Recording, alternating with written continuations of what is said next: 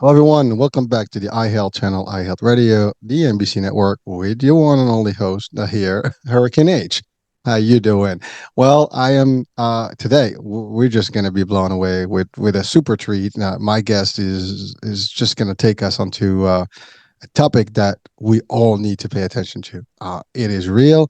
It is happening all around us, and it affects our health big time, and probably the health of our generations to come. And but he has solutions, and he has ideas on how to deal with this. Again, I don't want to be too vigorous about my approach, and I always get a little suspense in the first of a show or the start of the show. But without any further ado, I have with me a doctor who really so special, I would say.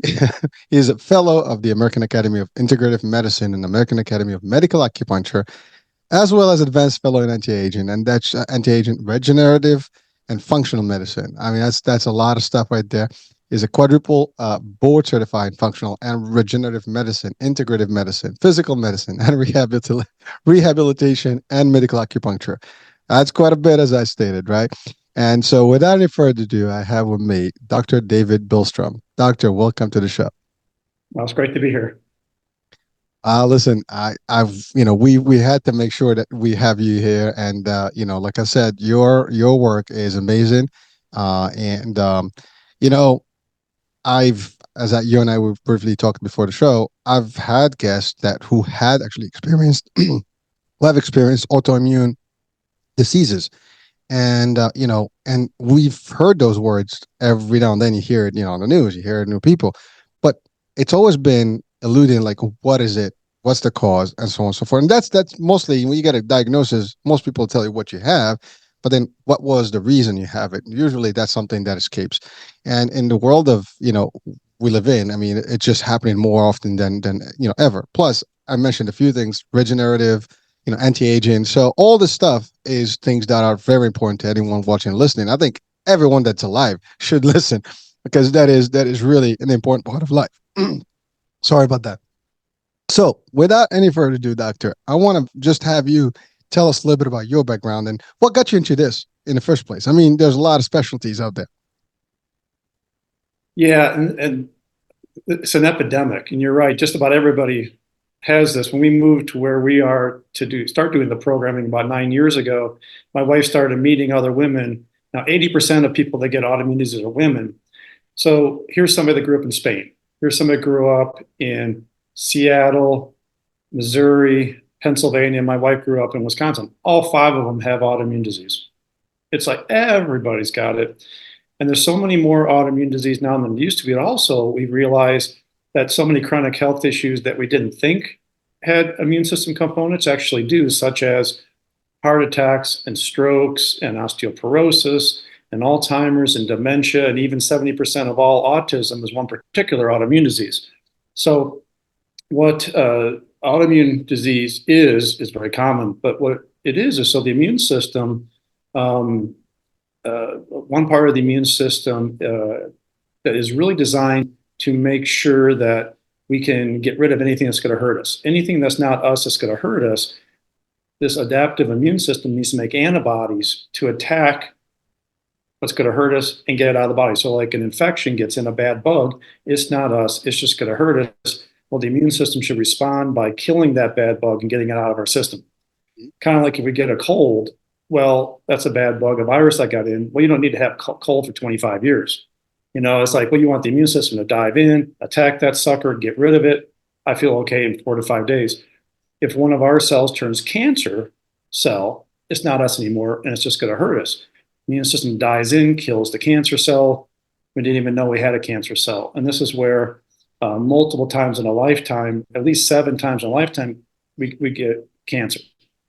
But we should get to 90 years of age. We hold up our hand and say, oh, geez, I'm 90. I've never had cancer in my lifetime. But what you're really saying is, on average, I probably had at least 7 times, but my immune system did its work.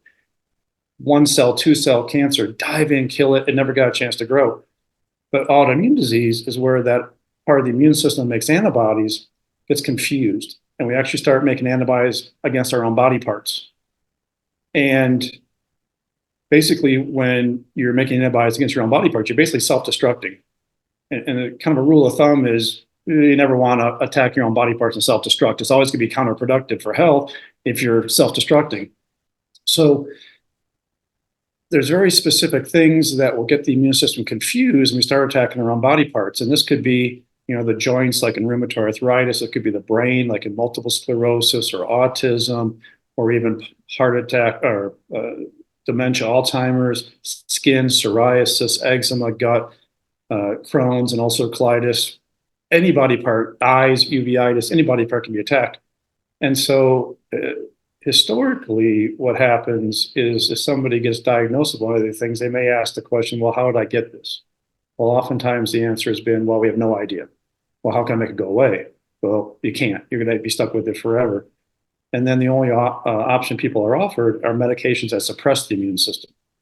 And by suppressing the overactive part of the immune system, you ideally are in a position to kind of quiet down the symptoms, the body part that's kind of screaming out in agony, kind of quiet it down. But it's not fixing why you got it. And so it's more of a temporary bandage, and you're not really going to feel great just putting a bandage on something. And because you haven't stopped why you attack one body part, eventually the immune system starts attacking other body parts, second and the third and the fourth. And I can't tell you how many children and teenagers, let alone adults, already have like 4 or 5 autoimmune disease. And because of how these immunosuppressants work, they actually, even though the immune system is disrupted, you have the autoimmune thing, you're much more likely to get cancer, which that's why they kind of talk about cancer being the flip side of the same coin, this autoimmune disease. So you already have this increased risk of cancer. Well, these immunosuppressants actually increase your risk of cancer further. They actually increase your risk of life-threatening infections that no amount of antibiotics can control. And actually, a lot of them has side effects and give you a new autoimmune disease.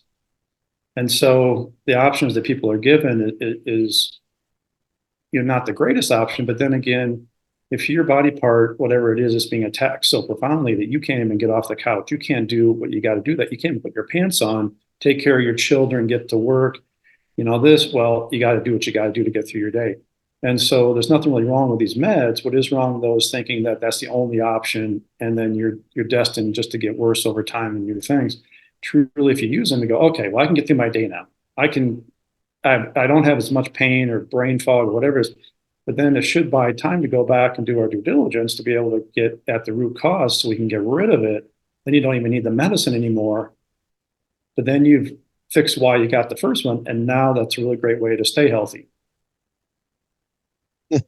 Well, that's quite a bit. We're gonna have to really break it down a little bit, for because there's few things you stated there, like a few statistics, and one is you mentioned that a great percentage of autoimmune is in women. That's, I think, one of the items that you mentioned that really kind of caught my you know uh time there, because I think that we got to talk about that, especially when you said they're all over the place, and so that means it's not in particular geographic or demographic, it's Right. everywhere. So that's one thing, and the other one, you did talk about how it is also, you know in the children, and so that's another big less. I mean, obviously everybody is affected, but specifically you mentioned these two groups, and I mean children, are a mix and they're the future, right? That's the next generation. But if it's happening already, that's a problem. And so Yes, very much. the question is, how long has it been happening? Is this something that is fairly new in the last couple of decades, and or if there is a trend, is there a, I guess, trigger to this particular pandemic? I mean, as you said, it is happening, it's real, and is affecting everybody. So let's just go about those points about, like, why is it women specifically, I mean, as the majority, and then definitely why is it increasing in the children, that it's just so month. I mean, it's really big. It's crazy to hear Yes, that it's happening. And not only that, that, as you said, it is higher risk to get cancer because of these diseases. I mean, of course, we'll go back to talking about the root causes and why the system gets confused in the first place. So let's just talk about those things, if you don't mind, Doc. yeah. So, one thing that a lot of people notice is it is so challenging to stay healthy nowadays. You can do just about everything, exercise, I'm trying to eat right, I'm trying to, manage stress, and I still get these things. It's super challenging. Now, one of the main reasons why women get 80% of autoimmune disease is one specific hormone imbalance called estrogen dominance, where you have too much estrogen compared to progesterone. And this estrogen dominance is such a driver of chronic disease in women. I call it the most dangerous disease for women. And if you look at the top 10 reasons why women die, just about almost 90% is tied into this estrogen dominance. That's how profound it is. So estrogen dominance historically drives all hormonal menstrual issues. So things like bad menstrual flows, menstrual cramps, ovarian cysts, polycystic ovarian syndrome, fibroids, endometriosis, breast cysts, fibrocystic breast disease, and even infertility. So anytime you see a woman with any of that hormonal menstrual stuff, you know there's estrogen dominance. But also because estrogen revs and progesterone calms, it causes rev without calm stuff. So if you're a woman and you have excessive worrying or anxiety or panic attacks or you can't sleep, well, that's rev without calm. That's estrogen dominance also. And so just that stuff is so common nowadays. Like historically, a couple generations before, you'd ask a woman, even after menopause, so how was your menstrual cycles, during your reproductive years? Oh, no problem, regular, a little flow, no big deal, 3 days, 4 days, never a problem. Menopause came, I just stopped having my cycles, I was done. Well, nowadays, it's like almost no woman can say that. It's like everybody's got these menstrual irregularities. Nobody just stops their flow one day and is done with menopause. You got the hot flashes and all this. So it's really common. So ideally, when you see that kind of stuff, what we're trying to educate people is that's estrogen dominance. Let's fix it. Let's get that to go away because you don't need any of that stuff. Okay, whether it's the hormonal, menstrual, rev without calm. The problem is if you don't get rid of that, that just keeps pushing you the wrong direction. You get new stuff, including it is a huge disruptor of the immune system, driving 80% of people that get autoimmune disease are women, but also it is a humongous driver of cancer.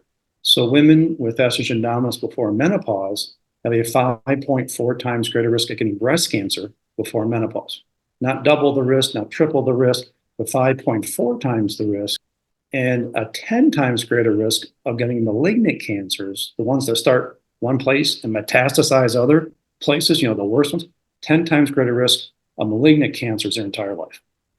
So this is where, if you are watching, morning news program and they got the ticker down below and something comes up that would say, oh, we found something that creates twice the risk of breast cancer. You go, oh my gosh, national alert, look at what. But this is not even 3 times, it's 5.4 times. This is huge. So it's so important to address this early on to get rid of all the classic stuff before it ever gets there, kind of a thing. And unfortunately, the way we usually take care of this stuff, so like women with really bad menstrual stuff, usually they're given oral birth control pills. They basically put them into menopause. You don't have your flows, you don't have the cramps because you don't have flows and cramps in menopause. So that's kind of problematic, but basically oral birth control pills are estrogen based. So we're actually making the estrogen dominance worse by giving them extra estrogen. Or it gets so bad they need a hysterectomy, or an ovary comes out because of ovarian cyst. Well, any change in anatomy down there actually makes it worse as well. And so the things we're doing to try to help them with this are actually making it worse and driving them the wrong direction.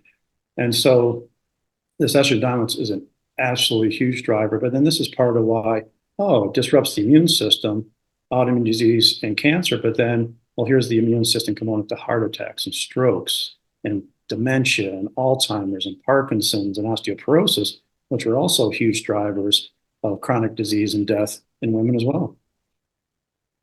That's pretty scary, Doc. I mean, for women watching, I mean, listen, I have a wife, I have a daughter, I have a mother.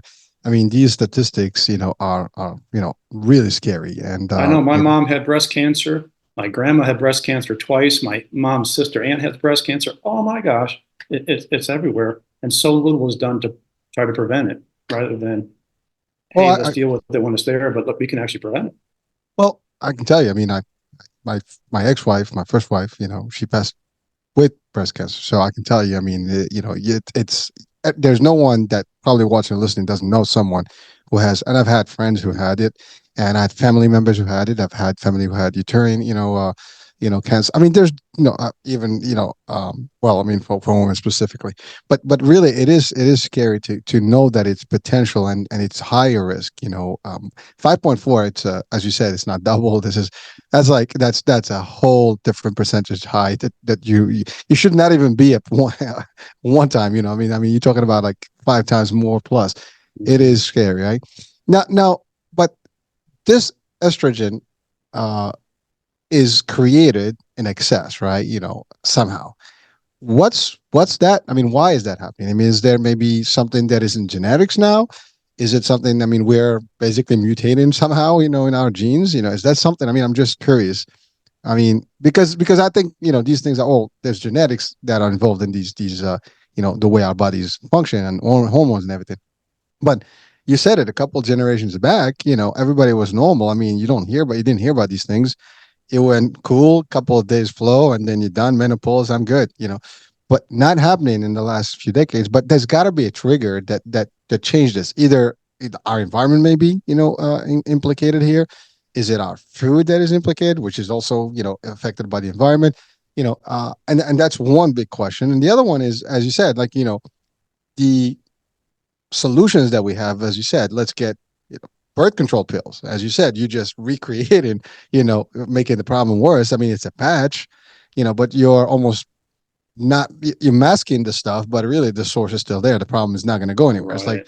again, that's like the ostrich effect, right? You just put your head down and it's cool. We're safe, but we're not safe. You're just making sure that you'll get a temporary fix, but the problem will exist and it's just probably going to get worse. And that's the thing. I mean, we all sometimes make that mistake, like, it's nothing. I'm just going to let it be. And then by the time you get to a certain point, it's too late.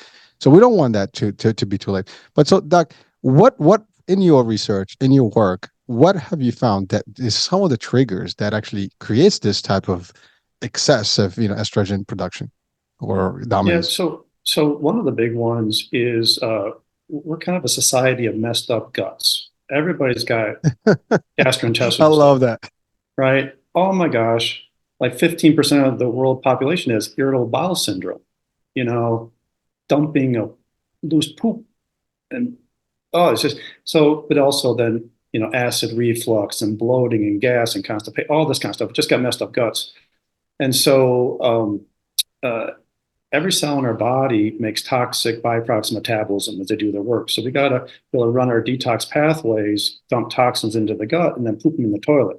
Or with environmental toxins, like you mentioned, oh my gosh, lead, mercury, arsenic, pesticides, herbicides, plastics, flame retardants, those get into our body, terribly toxic to the immune system as well. We got to run our detox pathways, dump them into the gut, and poop them in the toilet. But we have such messed up guts that what happened, and medications will do this, like Motrins and Advils, birth control pills, all these kind of antibiotics will create a leaky gut. And so you hear a leaky gut, the more scientific term is intestinal permeability disorder. So there's things in our intestine, our guts, that need to go in the toilet. That's where the crap goes, right? The toxic crap. There's other things that need to get from our intestinal bloodstream, like vitamins and minerals from our food and proteins and good oils and good fats and all this. Well, the tight junctions that are very tightly packed that only let some things from the gut to the bloodstream and not others gets disrupted. Tight junctions are breached. Things start getting in, including toxins. And so when a woman makes an estrogen, there's two big ones, estradiol and estrone. First time the woman makes it is when they start their menstrual cycles as a teenager. The ovaries make estrogens. Well, the ovaries just don't go, okay, I made estrogen, I'm done the rest of my life, I'm good, I can go on vacation and retire right away. We're like, no, no, no. You got to make new healthy estrogens. But once estrogens have been in our system for a while, they get dinged and they get beat up, and now they're irritating and toxic to the system. You got to run your detox pathways, get them in the gut, poop in the toilet. Well, estrogens are fantastic when they're new and healthy. Like estradiol prevents heart attacks, prevents strokes, keeps away cataracts and macular degeneration and osteoporosis, and they keep away fine lines, wrinkles on the skin, and they keep your gut healthy.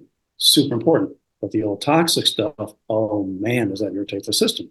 So what happens though, if you have the right nutrients like B vitamins and eat a lot of cruciferous vegetables, broccoli, cauliflower, kale, you're running your detox pathways perfect.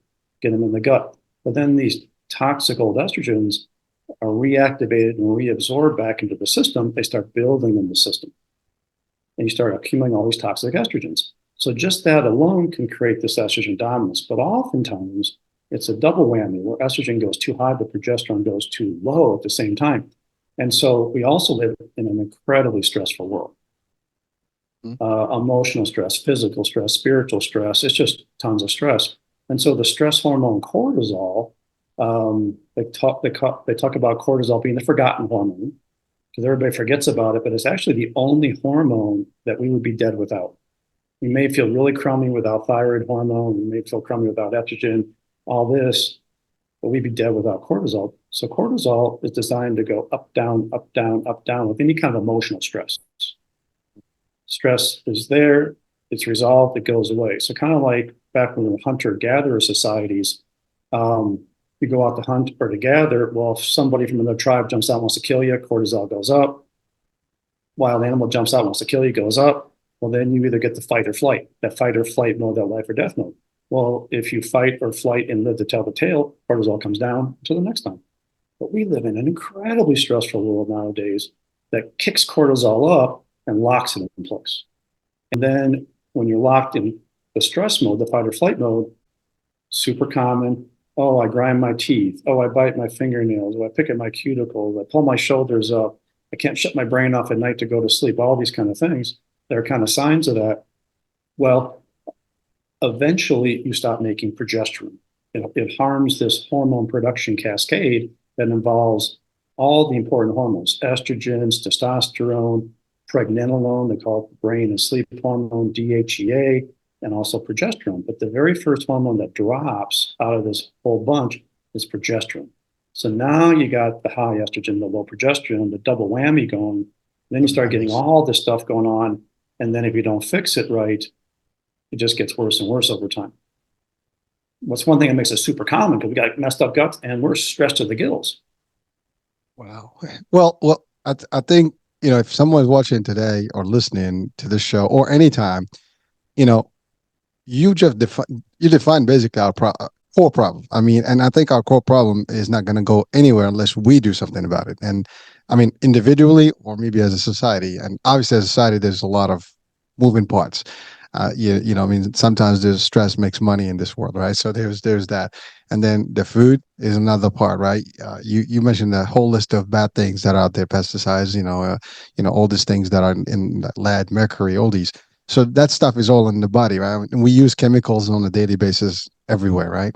And besides, as you said, the fact of the matter, it looks like all our gut system is not functioning, and therefore the stuff is just messing up with everything else in the body, and the immune system is just going to whack, right? So that's a problem here. Now you you literally kind of went around the whole concept of like how these things work and where the dominance comes in, but the stressors are not going anywhere. I mean, I think to your point, work is stressful, the news is stressful, and we can't get rid of these things now. And with social media, I think it's gotten worse because you just open up any app and you're like, hours of pushed information that could be right or wrong, but the fact is, it just gets you all too much. We just got through a pandemic, a couple of years back. That's another one. That was big stress, right? The inflation, everything that's around us really is just, to your point, is just kicking and pushing. We're almost like there's no protection, for us at this point from these elements. What we need to do is really finding a better way to manage these things. Now, you mentioned something about eating certain things and the vitamins and the importance of those. Now, let's talk about that, that importance. But before, actually, I do want to go back to you mentioned something. We talked about like the idea of the children, because I mean, you've covered a lot more on the women's situation, but really for children, I think that's a common thing that is happening.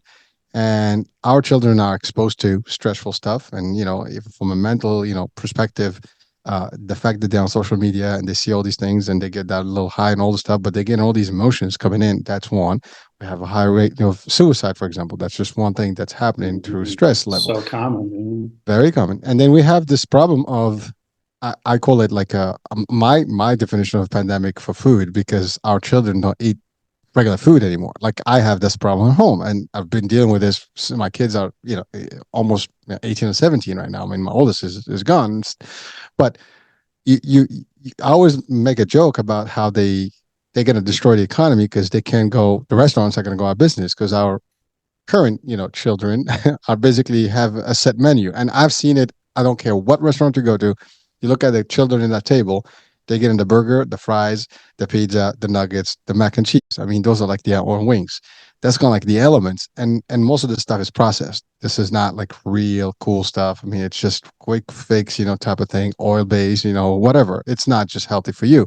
It's just bad. So you talk about, cutting, destroying the gut. I mean, we're doing a good job early on now. But by the time, we get to an age of, I don't know, 20 plus, 20 or 30, you're already like pretty much you've destroyed your gut. I mean that's how I see it. Am I right? Am I wrong? No, no, you're right. But it's also the body is so smart when it comes to healing, and the body's default mode is always to move towards wellness. They're always trying to fix stuff. And so, like I use as an example, if you're walking around the house in bare feet and you kick a chair leg, you're Oh, hopping around in terrible toe pain, right? And uh-huh. if there's small children, you try not to cuss too much, but you're like, this is terrible pain. Well, inherently, subconsciously, I think most humans would go, oh, it's not going to last. I know my body's going to fix this. I just hop around in pain 2 or 3 minutes, it'll be gone. But then I'll try not to do that again because that really hurt. But when we get these health issues, it's really easy to go, well, that's just how it's going to be. My body's not going to fix it. Of course, I'm stuck with it. So, of course, it's not fixing it. But your body's like, no, no, no, no. I fix problems. I know how to fix stuff. I'm trying to fix your issue, but something's gotten in the way. And if you can figure out what that is, and the science is fortunately very clear about what gets in the way of the body being able to fix stuff, you get it out of the way, the body goes, all right, I got you. I'll fix this stuff. And then things resolve and go away. And the body's so good, we always kind of talk about, well, you don't need to be perfect, just kind of perfect enough. So everything you're talking about challenges the body's ability to heal. But the body goes, I can probably deal with that. Well, I could probably deal with that too. If you get enough of it going on, well, you got to make some changes. But the body is so smart. It can deal with toxins. It can deal with crappy food. But if you start getting enough of this and for long enough, then the body just can't keep up with the healing process. And that's when you start getting stuff. But the body, no matter how long you've had something, is raring to go. It's ready. You've had something for 40 years, your body's like, just give me a chance. I can take care of this. And we really see people like in their 80s who have had things since they're 6 years of age. Within 2 months, the body has it gone away. It's been there for 60 years, it's 80 years. The body goes, hey, I got my opportunity. Bang, it goes away. And so this is where we don't necessarily need to make people perfect, but we just got to go, okay, well, how about you do this a little different, do that a little different? And the body goes, hey, that might be all I need. Well, first of all, I love that message of hope because I think, there is a light at the end of the tunnel here. And what you stated right now clearly means that we can do this. We can fix these uh, pandemics of new life that we have or new era, right? So we can do these things, and the bodies can respond well. I mean, we hear that the body is resilient and it can take. It's Mhm. miraculous. Obviously, it can do a lot of things, but we don't want it to get confused, right? That's really what the autoimmune system, they just get all whacked out because they don't know what the hell's going on. They just keep working and functioning more.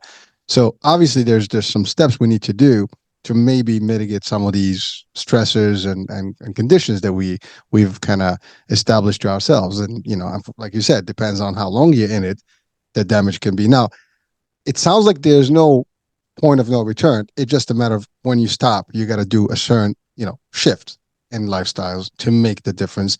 So you can literally reverse this whole process and get, healthier. And by the way, Yeah. in some of the experiences, or at least the guests that I've had, and they all talked about, how they had some autoimmune system issue, they were able to reverse it to a degree by doing certain things and changing their lifestyle. So I know for a fact from, accounts that it happens.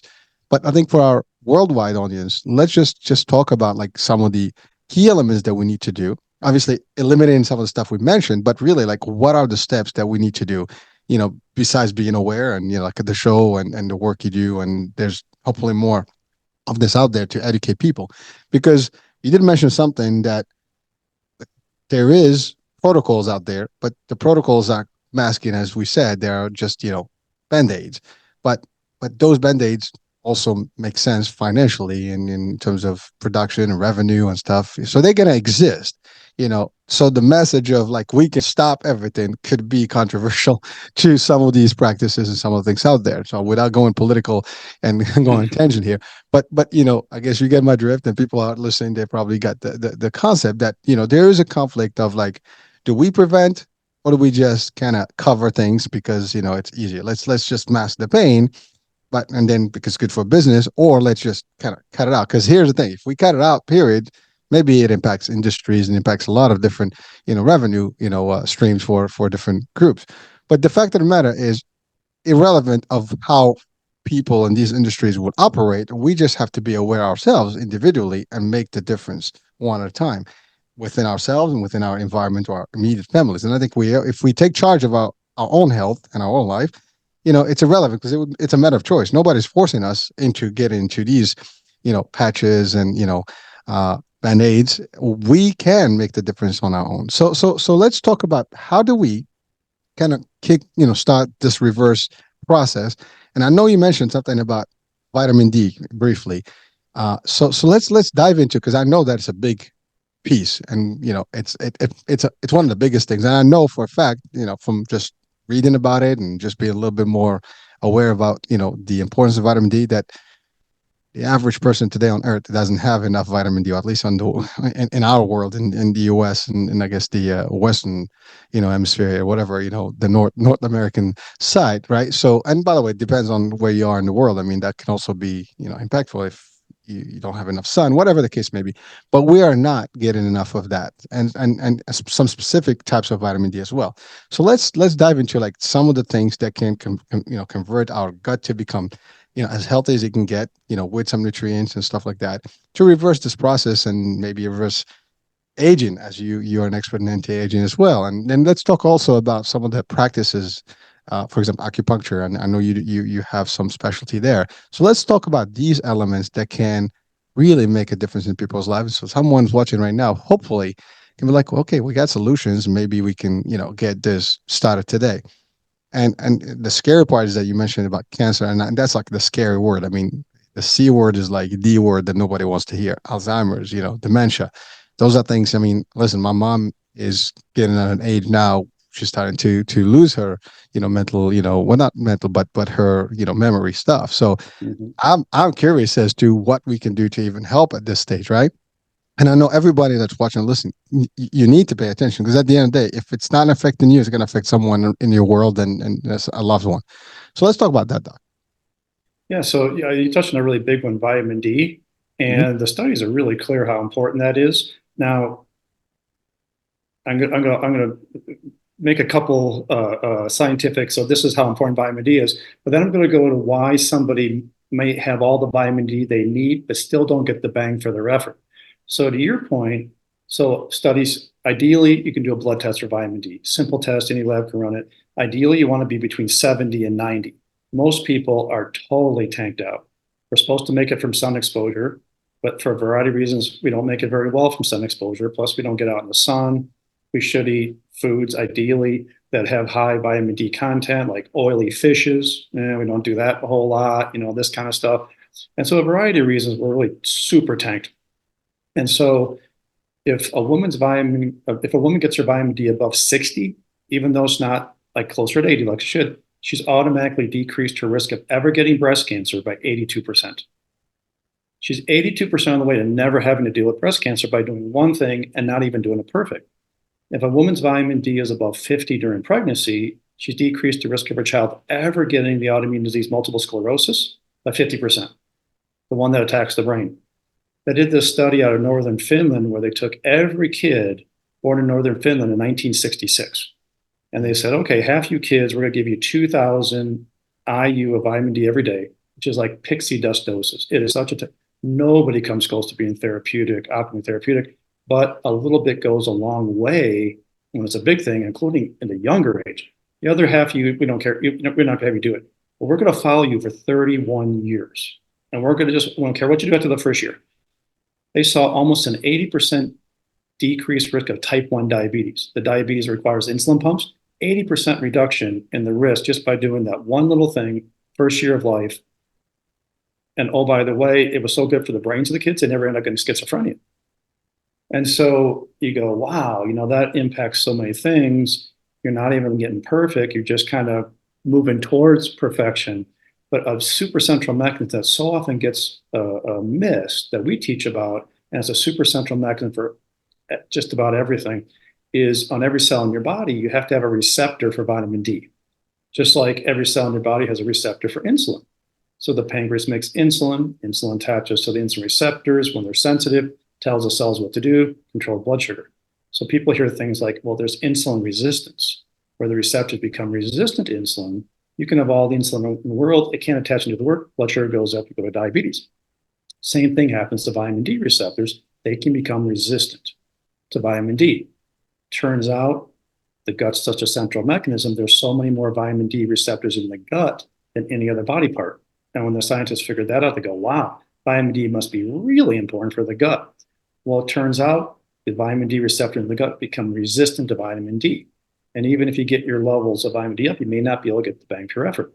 So these researchers out of the University of Illinois in Chicago, I'll give a little shout out because I went to University of Illinois Med School, they figured out this and they go, wow, if you can fix this, and there's really three specific things you got to do, wow, you can get rid of the autoimmune diseases of the gut like Crohn's and ulcerative colitis. Oh, you can get rid of recurrent C. diff infections or recurrent H. pylori infections that people can't get rid of, antibiotic after antibiotic. But also, this looks like just about the thing you want to do for everything. They listed kind of everything. And 6 months later, they go, wow, if you can fix the gut this way, and what it's basically doing is fixing the intestinal microbiome, building up the good guys in the gut, getting rid of the bad guys, they go, wow, this is a study quoted, quote unquote, a nuclear weapon against metabolic syndrome, which is diabetes, abnormal weight gain, and cholesterol issues. Epidemic of that stuff. Well, it's the vitamin D receptor resistance that drives the insulin resistance. Oh my gosh, you can fix this. Harvard comes out 2 years ago, goes, geez, if you can fix the intestinal microbiome this way, you can treat major depressive disorder.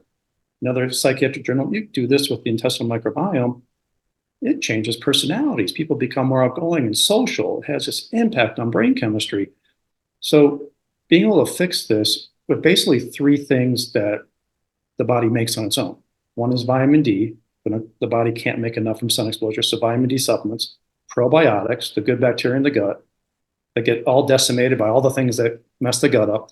And then something called butyrate, which a lot of people aren't familiar with. So butyrate is something made by the good bacteria in the gut also. It's called a short chain fatty acid. So the good bacteria in our gut make tons of important stuff. Serotonin, the feel-good neurotransmitter. GABA, the calming neurotransmitter. Good bacteria in the gut make melatonin, prevents heart attacks, strokes, Alzheimer's, cancer, osteoporosis, in addition to helping us sleep well. So the gut makes this stuff. Well, it turns out these short chain fatty acids, butyrate is probably the biggest one, unbelievably powerful. Butyrate all by itself prevents cancer 5 ways, helps brains recover after stroke, helps kids with cystic fibrosis clear all their lung crap. You combine it with vitamin D and probiotic, it fixes the vitamin D receptor resistance. Oh my gosh, it helps you fix everything. And they're just three naturally occurring things. You get them in capsule form, but it is a super central mechanism to what drives not only insulin resistance, but brain stuff and inflammation all over the place. And so often people miss this vitamin D receptor resistance things that is such a driver. Even if you got vitamin D, you're not going to get the bang for your effort, but this is tied into all chronic disease, easily fixed. So the key here is to really get rid of that resistance by cleaning your system. Just flushing all the stuff where with the right ingredients, and then basically you have the tools to operate correctly. Yeah, and so this is where that intestinal microbiome, the mix of good bad bugs in the gut, is such a central mechanism for our health. And actually, every body part has its own unique microbiome, the mix of good bad bugs. And so, like the palm of your dominant hand has a different microbiome than the palm of your non-dominant hand. Back of the hand, different than palm, elbow crease, different than an armpit. Every body part has its unique microbiome. So the disruption of the intestinal microbiome disrupts the microbiome of other body parts, such as the disruption of the breast microbiome drives breast cancer. the disruption of the microbiome within the cells in the pancreas make insulin causes type 1 diabetes. So they always talk about the intestinal microbiome, breast axis, the intestinal microbiome, brain axis, all this kind of stuff. And so if you get that intestinal microbiome just right by fixing this vitamin D receptor resistance, you're really impacting positively every other body part all at the same time. Thank you, Doc. So now there's quite a bit of stuff available on the market, right? Supplements, like you said. But are they all effective? Probably not. I mean, we got to be able to look for the right ones, right? Not Correct. the light stuff. It has to be the real probiotic, the real, vitamin D. So what is there a recommendation, not necessarily brand, but any particular place where we can get the real ones, and maybe even if we can potentially increase it somehow through exposure to the sun, because again, right now everybody's being told, put SPF, I don't know, 100. So That's you right. have zero, acceptance of any sun rays, right? But obviously that's working against us. But because now you get the scare of skin cancer type of thing, right? But really, is that the real thing, or is that not the real thing? That's not the question of today's show. But the fact is, what can we do, and where can we get really the real resources? I mean, because really that's what it is. Because if we can tackle these three things you mentioned right now, right? That ought Easily. to change. That ought. Well, yeah. I mean, if we start the right, formula immediately, it's not going to take, as you said, it's not going to take long before your body starts really generating all. And by the way, you talked about all the good stuff that our body needs to function properly, really in the gut. And I've heard this many times, that our immune system really lives in our gut system. And Yeah. so but most of us really put a lot of junk in our body. And you're right, we're flushing out all the good things and destroying these pathways, or synapses, whatever, the receptors, and or even the functionality where these good things go into our bloodstream. So where can we potentially get the good stuff, doctor? Or maybe if you have a recommendation. Yeah, and so there's an event that happened in the state of New York that really is telling. And so the pharmaceutical industry, before they sell a prescription medicine, they have an independent company tested for purity and content. Content is it has in it what's supposed to, and what it has on the label. Purity is it doesn't have anything in it that shouldn't be there, kind of a thing that's not on the label. The supplement nutraceutical industry doesn't have those kind of standards. Really, you could be buying anything. It doesn't matter what it says on the label. It may not have any of that in it. It may have fillers that make it incredibly hard to absorb it, or actually can hurt you. So this guy in New York did this study where he said, okay, I've read about the poor quality of the supplements that are sold in the stores. So I'm going to take them from all these different stores, and I'm going to take them to a lab that'll test and tell me, does it have in it what it says? And his kind of conclusion at the end was, geez, most of the stuff is ground up houseplants. There's like none of the active ingredients in it, right? And so the attorney general in the state of New York was so appalled by this that he put a restraining order and had all supplements taken off all the shelves in all the stores in New York State. And people forgot about it. They came back on, but like one of the spokesmen for one of the company, and the companies that they were using are the ones that you go like, oh, yeah, that's a big company. That's even a company that I thought based on their name should have better quality. Spokesmen go, geez, we had no idea that this was going on. And I'm like, oh, you gotta be kidding me. You're selling 1,000 capsules of something for $5. And you claim like, oh my goodness, this doesn't have anything in it. And so that's really sad, and people can do this. And so this is where you may do studies. All these studies will say, well, people that take multivitamins don't get any benefit. And so you shouldn't take multivitamins. Well, I'm looking at that going, well, no, what that says is the multivitamins people take are a bunch of crap. They have nothing in them. So of course you're not going to get any benefit. I'd be like totally amazed if you did get benefit from the stuff you buy over the counter. So what you want to look for, and usually got to get these online, is companies that actually have their products independently tested by outside companies before selling it to the consumer, kind of like the pharmaceutical industry. So they're called pharmaceutical grade supplements, nutraceuticals, and they'll have on the label independently tested by outside company, kind of a thing.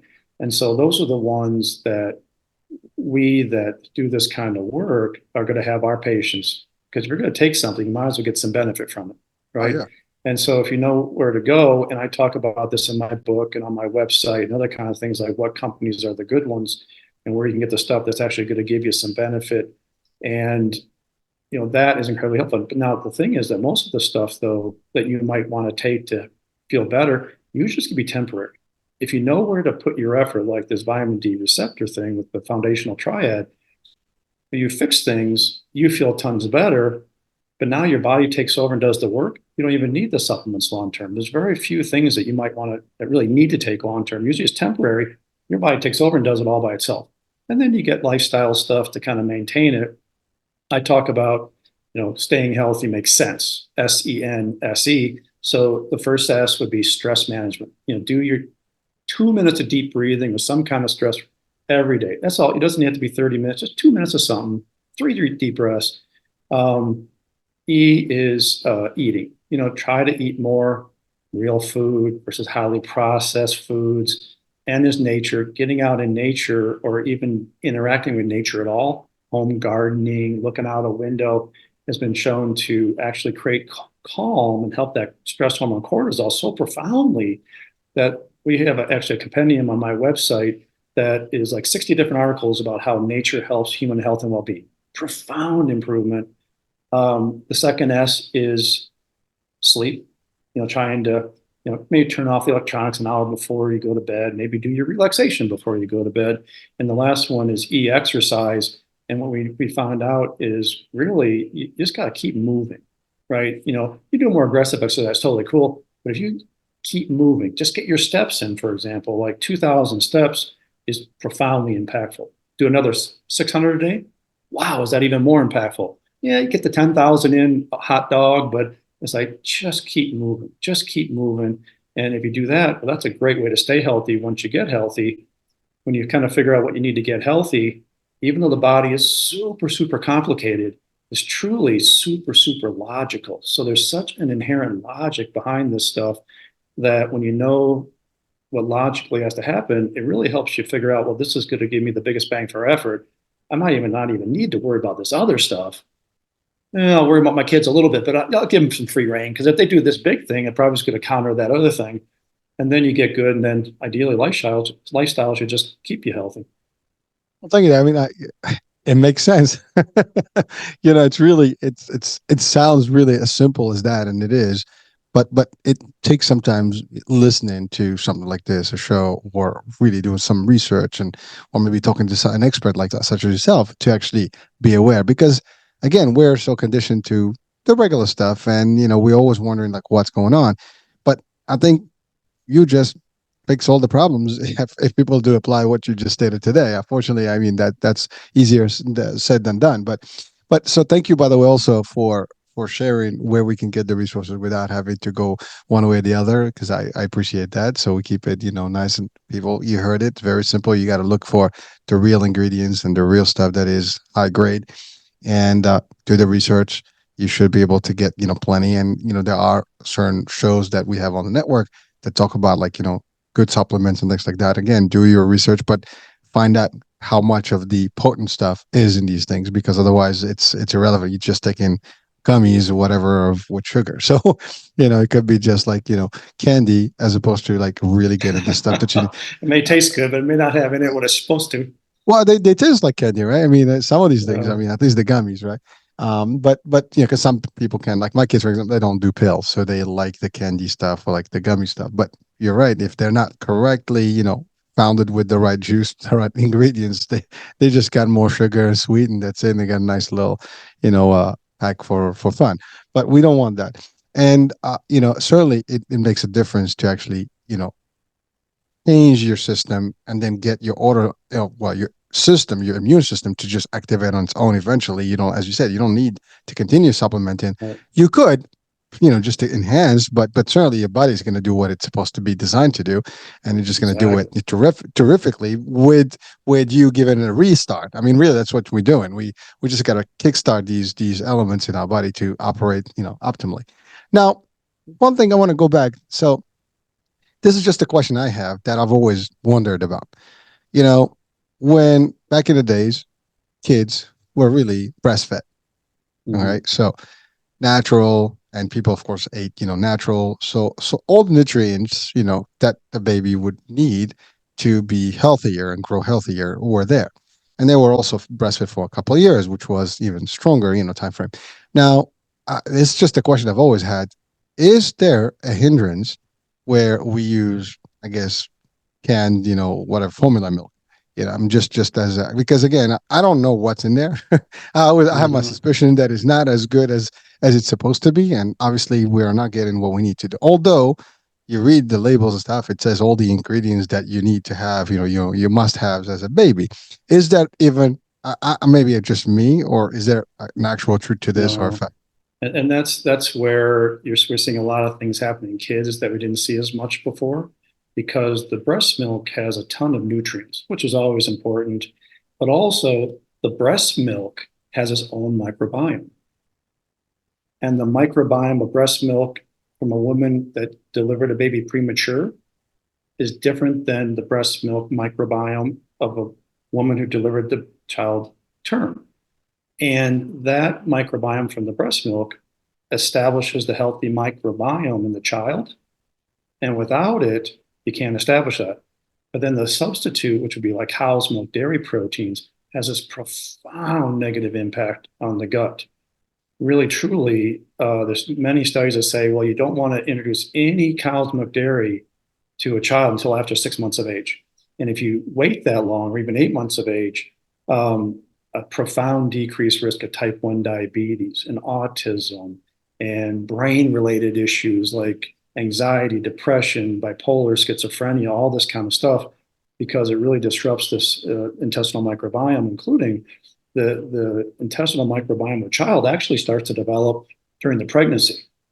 The microbiome, intestinal and oral microbiome of the pregnant woman gets to the placenta, establishes a placental microbiome that starts establishing the child's microbiome even before they're born.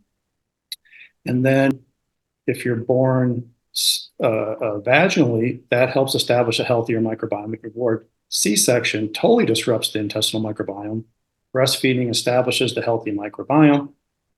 Not breastfeeding doesn't do that. So there's all these things that are supposed to produce this really healthy intestinal microbiome in a child at a very young age to basically prevent everything in childhood. But now that you set the system early, like that little bit of vitamin D first year of life, oh my gosh, it's something so important. You're able to do this, you establish health their entire life, kind of a thing. Now, because we know the science is real clear about this stuff, let's say you didn't have a choice. It was a stressful pregnancy, terribly complicated pregnancy, preeclampsia, stressful delivery, even if it was vaginal. They had, to be in the neonatal intensive care unit. They're premature. Oh boy, we know that's going to whack the system. But the science is so clear, we know exactly what to do to unwhack the system, to compensate for that.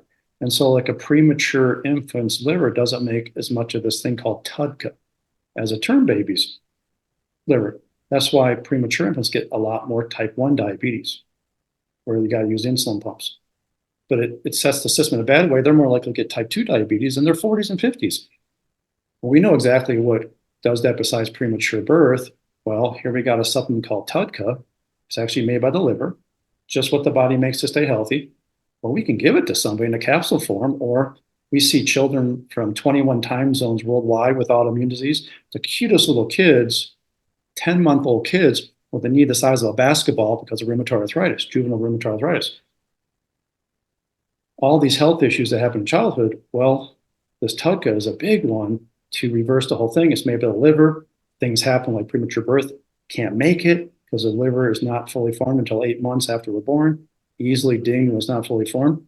Well, we can give it to these at-risk kids and do a huge job of preventing type 1 diabetes and autism and all the brain-related stuff that was just running rampant, like you referred to. Our children's brains are just whack. Well, there's reasons we can unwhack it, and this TUDCA is so great for neuroinflammation. Not only is it tied into all the brain stuff, but they think it's going to be this absolute game changer when it comes to this epidemic of the neurodegenerative diseases like the Parkinson's, Alzheimer's, dementia, Lou Gehrig's. It is so important for that, but it's also the super central mechanism in just about everything that they call the civilization diseases. All these things that are happening so much more now than they used to. whether it's obesity, diabetes, kidney disease, liver disease, cancer, blood pressure, cholesterol, autism, heart attacks and strokes, gut and autoimmune disease, cataracts, retinal disease, all the neurodegenerative stuff are all tied into the liver's inability to make enough of this TODCA to counterbalance the inflammation, increased inflammation in our cells coming from this kind of toxic world we live in. We know what it does. We have ways to counter it. So even if your lifestyle changes, you can't get your kids to undo a lot of this stuff. You can't get them to eat a broccoli stalk to save their lives. That's okay. You can only do what you do. But we know what happens when that happens. But we know how to counterbalance it with some lovely things that the cutest little kid with a knee the size of a basketball, you break the capsule open, put it in their food, and they eat it, and it turns it around. Fantastic what the body can do. So, Doc, this is the first time I've heard of this personally, and maybe I'm not the only one. Maybe it's a It's surprise. kind of one that people like the butyrate. People know, oh, I know vitamin D, I know probiotic. The butyrate or TUDCA, they're made by the body parts, just totally natural, no side effects, no necessary side effects. If the body can't make it and we give it the body usually goes, oh my goodness, that feels so good. Kind of a thing. But you would think that they would be available and we should know about it. But I mean, listen. I've been running this show for 4 years, and this is the first time I'm hearing about this element, right? And I do a lot of research and stuff. Now, imagine if you're not into the world or you're not even looking. This is not something you're going to be close to. And so, thank you for even sharing that. And Can I share with you how this TUDCA works and why all this civilization yeah, stuff starts? please, yes. So the world we live in is very kind of a toxic world, very challenging to stay healthy. Well, if you take away the water, the human body, we're 80% protein. So we got some vitamins, some minerals, some fat. We'll be 80% protein. So hormones are proteins and neurotransmitters like serotonin, the feel good neurotransmitter, that's all protein. Cell walls are protein. Enzymes to turn this into that are protein. We're all a bunch of protein, right? Well, it turns out that the one particular spot in a cell, all our cells, that makes protein called the endoplasmic reticulum, the world we live in creates stress and inflammation right where those proteins are being produced. So this endoplasmic reticulum stress causes misfolding of the proteins during production. So if you misfold the protein during production, it's not the protein anymore. Okay, so this is what drives this epidemic of type 1 diabetes, where so many people need insulin pumps. Type 1 diabetes is a disease.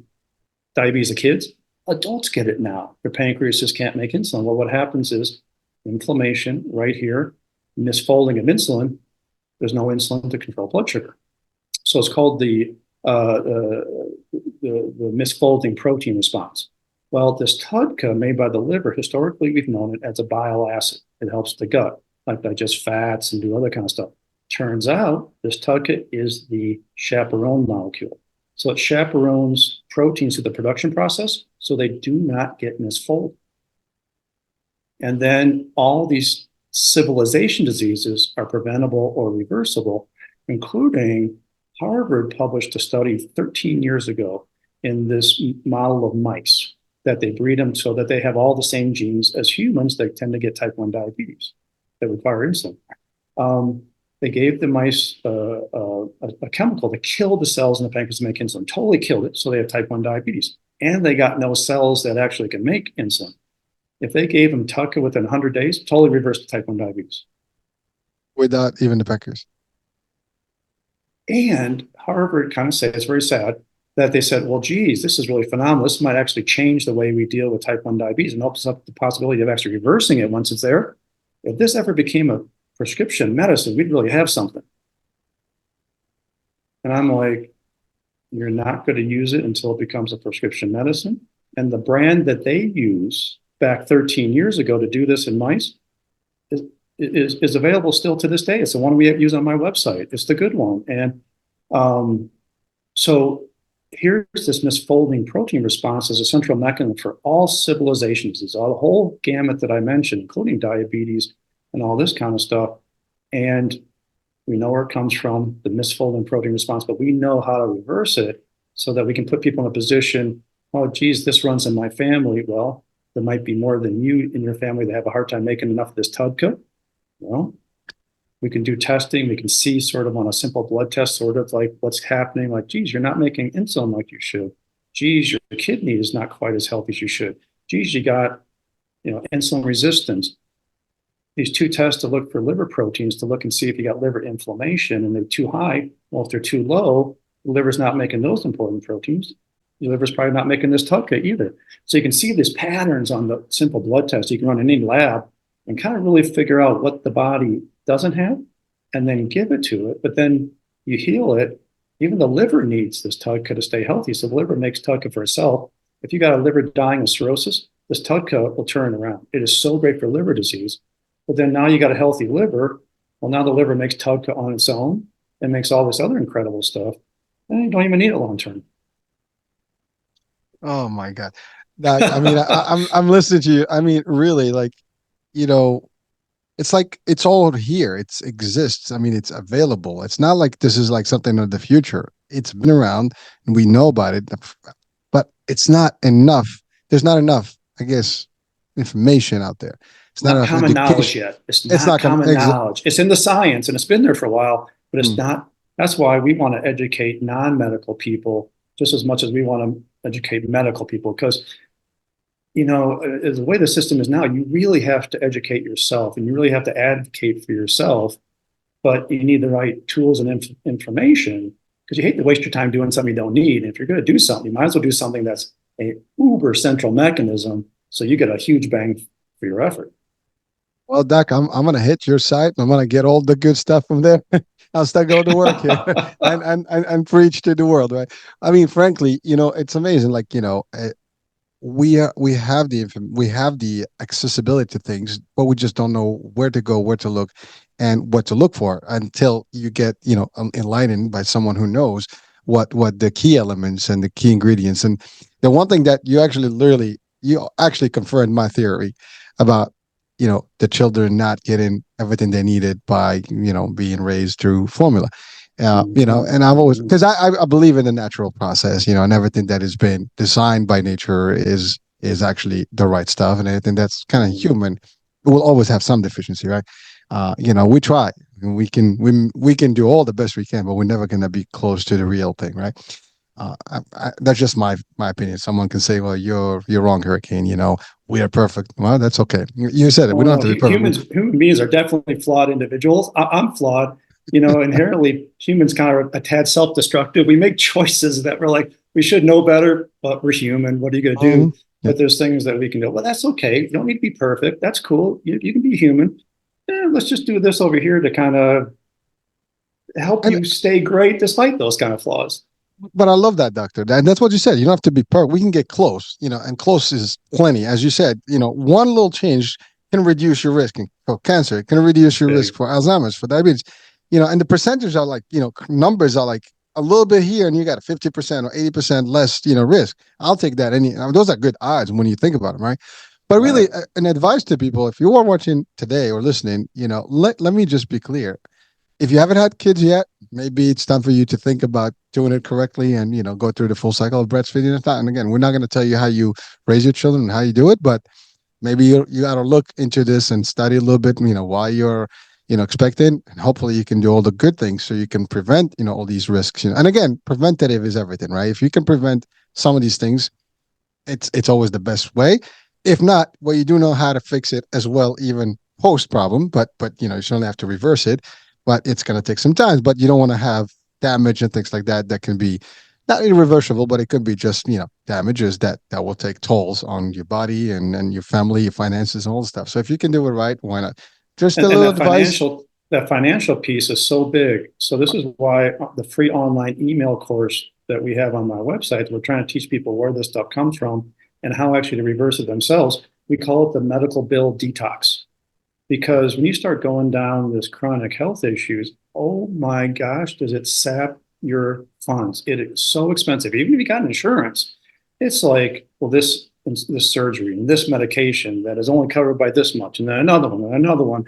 And then I got an ER visit, and then I went to the hospital and I haven't met my deductible. And it's like, oh my gosh, it is terrible. So we're like, well, this is the medical bill detox program. We got to teach you this so that you don't have all those financial, terrible things happen because of these health issues, you can actually turn this around yourself as long as you know the logic behind the body, how the body works, and what's going to give you the biggest bang for your effort. Well, thank you. Like I said, I'm gonna dissect the site, and folks, please feel free to just go in there and just get as much stuff as you can get, because it's a access to your health, to your better way of living. And frankly, I mean, health is wealth, and we hear that line all the time, and it repeats itself over and over. Mm-hmm. But it won't happen unless we do it right and take care of business correctly and know what to use for our better, system to operate. And again, the body, as you said, doctor, you know it better than most. It does work phenomenally, and it will change things, and it will operate correctly if you give it the right tools to operate with and remove some of the bad, blockages and things that you just dump. I mean, literally, we treat our, body sometimes as trash, and we just dump stuff in there. And if we can clean all that up, and give it a nice little re reset, restart, whatever you want to call it, I think that's going to significantly make a difference. And then we can go to the 90 age, without the aches and the pains, right? So I know you're Absolutely. a big advocate about that. We can literally, say goodbye to aches and pains. And by the way, I can tell you personally, I mean, I'm fairly healthy. I do all the good stuff. But in the last year or so, I've been feeling the aches. I've been feeling the pains. I got the bloating. I mean, a lot of things have. I feel there's a shift in my health, and I'm curious. I'm looking like what's changed in my life, what I need to do. Stress is also higher, so therefore, all these things. When you run a business, sometimes it tends to be a little bit difficult. So all these things actually are true. And I know about those things. I can feel them. I can see an impact on my health. So certainly, I would love to be more, I guess, knowledgeable about these little changes that can make a difference. I'm gonna be the first client here. So as always, I say it. I'm first client of my shows and the information I receive, because that's important. But really, folks, listen. It's your life. It's your family. You want to do the right thing by each and every one that you love. If you do it right, you're just gonna enjoy them more, and you enjoy your life with them better. And that's really, I mean, and to your point, doctor, you just said it. It costs a lot of money to be sick, and so as I've had guests who really say we don't have a healthcare, we have a sick care system, and it costs. Mm-hmm. Listen, I'm an insurance guy, right? So that everybody knows that I've put in 30 years in the insurance space, and we're all about preventative. We pay the bills, and we know, if there is a way to get you as healthy as possible, not to go to the ER or to the emergency room or to the hospitalization level, we would do whatever it takes. And so this is perfect, folks. I mean, even the insurance guys, hey, listen, maybe we can put some of these things in our, formularies and add them up and see if there is an opportunity to help people, stay better. So we don't have to spend all those, extra dollars, and we can be profitable. I mean, and I'm making it as a joke, but really think about it, right? A lot of our healthcare is paid by insurance for the most part. And if we can be preventative and create and be innovative in bringing some more stuff, because listen, I've been with this formula designs and things like that and benefit designs. And, sometimes you want to put something good. And I'll give you an example. We introduced, for example, fitness, in our packages to make sure people are healthier. They exercise and things like that. Wellness programs, and some benefits, there is vitamins and things like that are covered. So you know what? You add a few more things in there that can make a difference. You can save lives. You can make people healthier and happier, and definitely more retained members. So hey, it's a win-win for all. So we can do our part, Sure. from an insurance space. You know, most of the time we're looked at as the bad guys because we. And by the way, I'm not putting myself as the one that makes those decisions. I'm actually on the front line, so I'm always the one that gets bashed if somebody doesn't get their services. My teams and usually are the ones who actually are presenting these benefits, and sometimes they don't get what they need. They come to us. So I'm always an advocate to make sure that we give the right stuff and people receive what they need to receive and get the care that they need, because we want them to be healthy, because that's the premise. I've enjoyed working in this industry personally, because I felt that we were helping people and making a difference in doing it. Now someone can say, you're full of crap, hurricane, because you guys don't do that. Now maybe there are some instances where the insurance company can be a pain and not pay certain things, and but there's ways around that, and people need to be educated about that. We could talk about those in different shows if you wanted to and get some experts on that aspect. But really, doctor, from this angle, of can we make a difference? We can, and a lot of people can do the difference. And one of the areas I think that can benefit, folks, is the people that pay for these services, integrating a few things that can make a difference. I mean, some plans they do acupuncture, and I want to ask you about some of that, and that makes a difference in some people's health. So let's make that a segue to your acupuncture expertise as well. Yeah, so originally I was a spinal cord injury rehabilitation doctor. So every one of my patients was paralyzed from the waist down to the neck down. And it's a really challenging population, but it really taught me a lot about the holes and the lack of interventions for people with chronic health issues. Not every health issue can be fixed by a medicine or a surgery. So it's also a population that's very sensitive to medication side effects.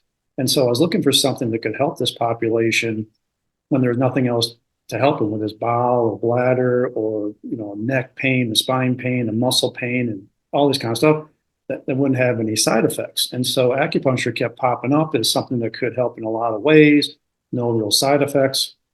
So I decided to train out of UCLA. And at the time I worked for years, I've worked at huge teaching hospitals. Well, I came back and all my rehab partners who also see all these very challenging, chronically ill people, they go, oh, great, we have one more intervention. Well, it works so much better than I ever thought. Within a couple of months, I've seen 100 people a week, and for everything under the sun. But it really works so well. I'm going, okay, so what else is out there that can help folks with chronic health issues or preventing chronic health issues that I never learned in my traditional training? And oh my gosh, there's just so much stuff.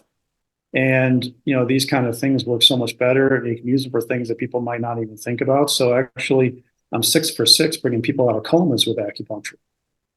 And 5 times it only took one treatment. 15, they're in a coma in a hospital. Back in the day, they were in the intensive care unit. They couldn't discharge them until they woke up. Well, they took the breathing machine off, the kidney machine, the dialysis machine. They wouldn't wake up there for months. And then somebody thinks, well, geez, what are we going to do? The bill that this is creating being in the ICU for 3 months. Oh my goodness. Hey, isn't there somebody who does acupuncture? Can that do anything? Well, go in there, get the needles in 15 minutes later, 5 times. The people wake up within 15 minutes. Hey, where am I? And then off they go the next day. One time it took 2 treatments, 2 days, 15 minutes each. And so you go, wow, who would have thought acupuncture can do that? I didn't think it could do that until I was trained. And then I was trained at how you can do this. I'm like, well, I'm probably never going to have a chance to do that. Well, I've had a chance 6 times. But these interventions, like acupuncture and other things, oh my gosh, all of them basically work by getting the body to fix itself. And the body, it knows how to wake up from a coma. If something got in the way, you get out of the way, the body wakes up from a coma and all this other kind of stuff. And so the acupuncture I found incredibly fascinating. And you go after these central mechanisms. And if you go after the central mechanisms, you can fix everything at the same time. So like with acupuncture, you might get 10 people in for primary complaint is low back pain, but they're all different. One person's got low back pain and insomnia, low back pain and irritable bowel syndrome, low back pain and asthma, low back pain and neck pain. So you can't treat them all the same. And this is where the researchers on acupuncture do a terrible job, because they go, okay, we're going to take 10 people with low back pain, treat them with the exact same acupuncture points. Oh, it only worked for 2 people out of 10. It's not very good. Well, I go, well, of course, that's not how you do it. You got to treat them all different. And if you treat them right, 10 out of 10 get better. So you got people that come in, but it's a very much leap of faith. It's not kind of what we're used to. So people might come in to see me for low back pain, and they go, what are you going to do? And I go, well, I'm going to have you stick your tongue out. I'm going to check your pulse. And I'm going to put some little fine needles in you. And they're like, well, I don't know if I believe this is going to happen, right? And so we do the first treatment. What we do a history. So here's a person with low back pain, constant 8 out of 10, 5 times a day. It radiates down the right leg, 10 out of 10. The last 20 minutes, oh, it's debilitating. But also they have a hard time falling asleep, and they wake up 5 times a night to pee. And they only poop every 3 days, and all this other kind of stuff. So they come back for the second visit. I say, hey, is anything different? No, all the same. It didn't help at all. I go, okay, so the low back pain still constant. Yep, constant. Still an 8 out of 10 on average. Yep, 8 out of 10. Still go down to your leg 5 times a day. Yeah, and just as bad as ever. I don't know. So I go, okay, so what about your pooping? oh my gosh, this is really weird. Usually I poop like every 3 days. I pooped every day this week. Oh, that's really weird. What about your sleeping? You said you wake up like 5, 6 times a night to pee. Oh my gosh. I think I woke up once all week to pee. I slept through the night. Oh my, I go, yep, we nailed it. We got the right points. We hit the center. It's just a matter of time before the back gets better. It's just that your body goes, oh yeah, we want that low back pain to go away. But I got to tell you, the body's saying this. I think it's going to be much more important if we figure out how to sleep, because if we're not sleeping, we can't fix nothing. So I'm going to let it fix the sleep first. And our guts are such a central mechanism. Man, we got to get that good. If you're not pooping every day, you got a bunch of toxic crap sitting in your system. We probably ought to fix that before the back pain too. So the body like picks and chooses what it wants to fix first. They'll get to the low back pain. But then with this kind of medicine that I do, this functional medicine, it was very enticing because it's really getting at the root cause of why you got a health issue. And if you can get at the root cause, you're in a position to fix everything at the same time. So people get all these health issues. They got all this stuff going at the same time. Well, it can look very confusing. How can everything sort of be whacked at the same time? It actually makes it super simple. The only way that everything in your system can be whacked at the same time is these central mechanisms we've been talking about. You fix these central mechanisms, everything's in a position to get better at the same time. Now, of course, some things get better than others. Sometimes this thing will lag so far behind, we got to give it special attention. But if it gets better as we're fixing the big picture, we go, well, geez, I'm glad we didn't waste your time giving this special attention. You fixed that by yourself. And so with my experience of acupuncture, this way of looking at the body was so cool, but also it speaks to people because they come in and they go, okay, so how are you going to figure out what's causing all this stuff at the same time? Well, I don't have to tell them, stick your tongue out, let me check your pulse and all this. I say, we're going to do some blood work. Okay, that makes sense to me as far as my understanding of how medicine works. Well, is it something like real special? I said, no, you can get it done in any lab, and I'll use the right diagnostic code so your insurance will pay for it. But we'll figure out exactly what's going on, and then we'll get everything heading in the right direction at the same time. And this really kind of speaks to what people expect in medicine, but also, kind of, we don't need to waste people's time doing stuff they don't need because we can test and pick this stuff out really well. Wow. Doctor, it's amazing. You've integrated, and again, that's your expertise. You're integrative medicine guru with all these functionalities or functional medicine concept that you use. You're progressive, you're holistic at the same time. You use some, that non-conventional style, I would say, because really, I mean, people do not go to acupuncture. I mean, we know it's more of like, a good example, for example, in our insurance space, some of our packages do have access to acupuncturists and they're geared to certain communities because, for example, in New York, the New York market, the Asian community loves acupuncture. It's traditional, right? So that's an added value in some of the packages that are specifically designed to give them access to it. And so it's not common stuff, but really it works when, as you said, you add that combination with the right ingredients, cleaning up the gut, doing all the stuff, and you're turning people, not upside down. You're reversing all the bad things and start kicking again or kickstarting rather their systems to operate, optimally. And really, who doesn't want that, folks? I mean, and here's the good news. I'm assuming, doctor, there's no time frame to this. You can do this at any given moment. Am I getting that right? So it doesn't matter if you're 40, 30, 50, 60, if you're in a bad point, and you can certainly make a difference and change things. And I love what you said. It's not, you work with them to make sure that the insurance and all the stuff is there. And it can make a difference in people's lives, and they can have healthier, things. I mean, you can't go wrong with that stuff, folks. I mean, just think about it, right? I mean, you're hearing this. This is not sci-fi. This is real. Dr. Bilstrom does exist. He is available. He's got, people that work with him that do this. This is the science. This is what the science tells us. It's not any one person's opinion. This is the science. And this is why whenever I do the videos like on my YouTube channel or all this, I have a scientific journal article. Here it is from the journal of whatever. This is the date, and this is what the title is. This is what it says. So people really know that, the science is clear about this stuff. It's not a bunch of voodoo. It's like, well, it's the science. Not a lot of people don't know the science. On average, it takes about 17 years for scientific data to actually start being incorporated into the medical system.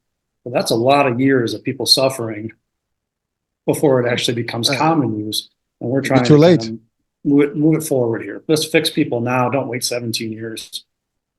Well, again, just personally, I thank you for the work you do, and for the mission that you've sought to actually go after, because it is beautiful to actually know that you can make a difference in people. I'm sure you have testimonies and people that kind of like, well, you just gave an example.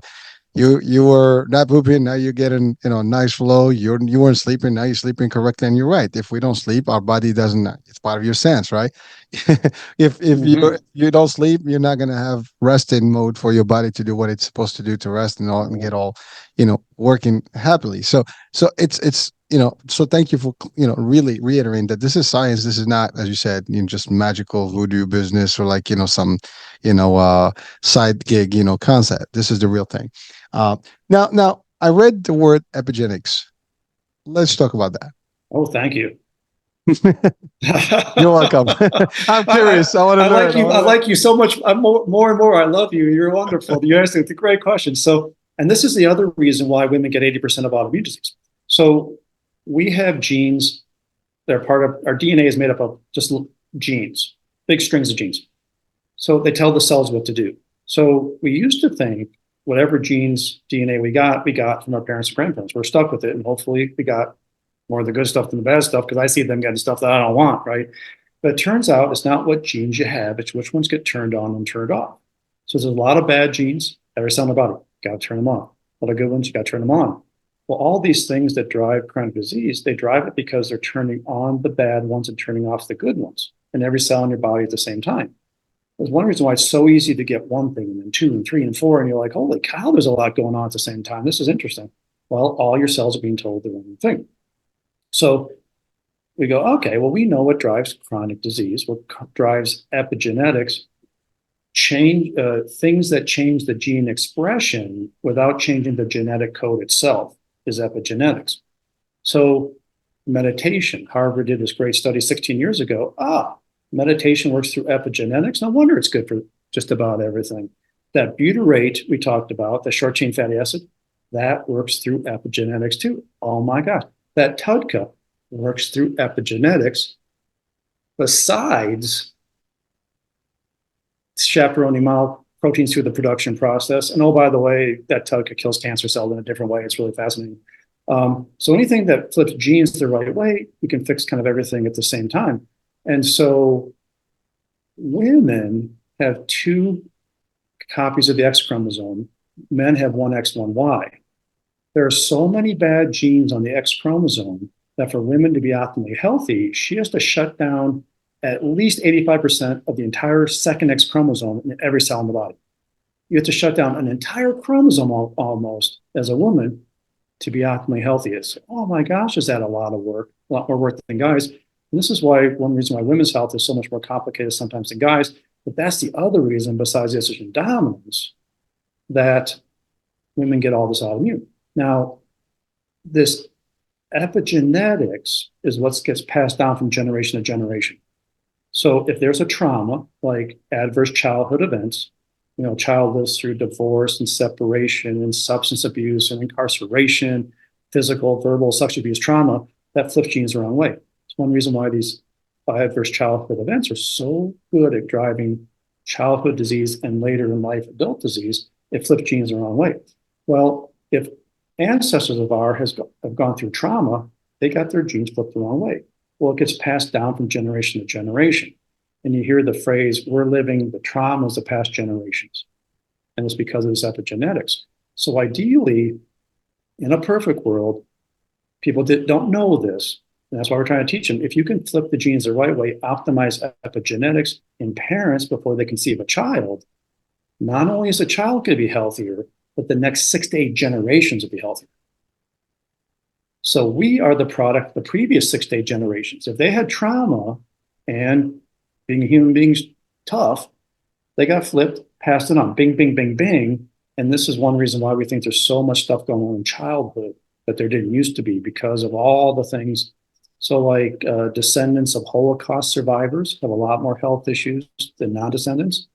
There's this thing called the Dutch hunger winter of 1944, 1945, where a huge percent of the population, Dutch population in the Netherlands, were starved for an entire year. Their descendants have more health problems than other people that didn't starve. And so we're going, well, this epigenetics, we need to flip it the right way, ideally before conception. But if you can flip the genes the right way in a child before age 19, they just don't get stuff as an adult. That is preventing cancer, heart attack, stroke, brain stuff, all this. But then if you can do it at the young age or before they have their own kids, well, now they get to pass on cleaner genes to the next 6 to 8 generations. And we can optimize epigenetics in an 80-year-old, right? A 90-year-old, a 70, 50-year-old. But if we can do it before somebody has a child, we're actually making the next generation so much healthier. So we love to educate parents, let's say, including parents that have an autoimmune disease, well, let us see your kids. Because we know that this stuff runs in family. If you're an adult with an autoimmune disease, your kids are so much more likely to get every autoimmune disease, not just the one the parent has. It's a good example of how all autoimmune disease is really one disease that can attack any body part. We want to see your kids so they never get this stuff. But now we set their epigenetics in a good place, lock them in place before age 19. They're just not going to get stuff. And now descendants, 6 to 8 generations worth, are going to benefit from what we know we can do nowadays. And the science is very clear about this epigenetics. It's fascinating stuff, including the butyrate, the meditation, the TUDCA. Oh my gosh, these are all things that work through epigenetics. Doug, I'm listening to you and just like my brain's like just firing up, and also It's wild. It's so cool, isn't it? it is. Well, here's a challenging thing, right? Like, everybody watching and listening probably has heard this is inherited, that if your parents have diabetes, you might have a chance to get diabetes. If they have cancer, if it runs in the family, Right. but no one ever explained like how it all works. This is the How you first can time prevent it. If and you you know have, it, you're like, that's shit, right. I'm out of luck. This is going to be terrible. It's like, no, no, no. We can We, flip it. Don't worry. We got the skills. well, doctor, you did that. You kind of explained it from a real transformational and how it all happens in our genes from chromosomes and really into the deep dive. And then Mm-hmm. also like, hey, the good news is we can still turn this around at any given Yeah. age. So before you have kids, or even like if let's say you have kids, but your kids now can also be treated so they can have better progeny and therefore their kids and their next to 6, 7, 8 generations will not have these problems. And again, as you said, the science is clear. So this is not like you're just coming out of this, with your own theory. This is proven. You've demonstrated. I know you gave a couple examples. I'm sure there's more, but really, it's amazing when you hear it. Like, duh. I mean, like, where? But this is the part that just annoys me. Like, where is this information? Why is it not available out there as much as it should be? I'm sure that other people know about it, but it just there's not enough. Spread of this is wealth. I mean, this is really like how to be the best that you can be any given moment, you and your your society and your generations to come. So wow. That's all I have to say. And it's so fascinating that it's not hard to do this too. Just doing some deep breathing, a little bit of meditation. Oh my gosh, the benefit from something that seems like ridiculously easy. The body is so smart though; it doesn't need like a big sledgehammer to get its attention and do something. It's like you just kind of nudge it in the right direction. The body just takes over from that point on. So doctor, someone with autoimmune disease or potential gene, epigenic, bad stuff, but turns, you know, how if they came to you, what would be the time frame? Like, let's say I come in with the worst scenario, and what would be like if I made some changes and using maybe a little bit of combination of all the stuff that you talked about, which these are all the elements that can make a difference.